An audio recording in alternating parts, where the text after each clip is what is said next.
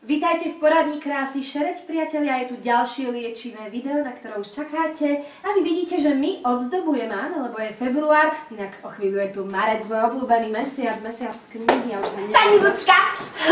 Pani Erika!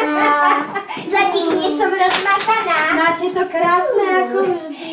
No, odzdobujeme, máme plné ruky práce. A do toho, priatelia, riešime vaše problémy. Počúvajte, pani Erika, čo nám napísal Jozef z Prievidze, to ma zaujalo. Môj kamarát je pod papučou.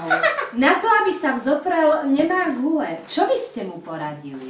No nič, tak on má obrovské šťastie, že dnes odzdobujeme, no veď to je najmenej mimo zopár guli v tomto balíčku pošleme. Ale pani Erika, píšu nám aj ľudia s oveľa závažnejšími problémami. Sem s nimi. Toto ma trošku aj tak dojalo. Ivan zo Štrby. U nás v Tatrách nasnežilo. Je tu kalamita a ja mám letné gumy. Pomohli by mi vianočné reťaze? Joj, no drahý môj, ale toto je trošku problematické, pretože my tu na západnom Slovensku nemáme skúsenosti toľko so snehom ako vy v Tatrách. A prihodím mu aj salónku. Poklad, hrajte mi prosím pneumatiku.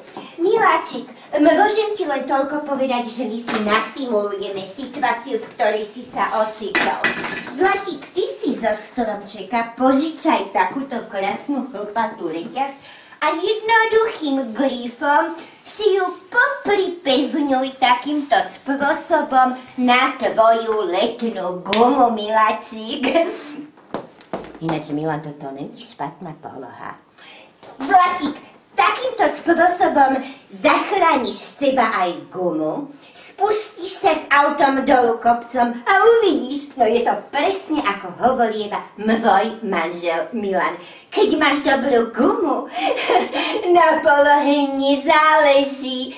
Zlaťuka! Ináč strašne dobre ste robili tú gumu. Vážne? No to som šťastná.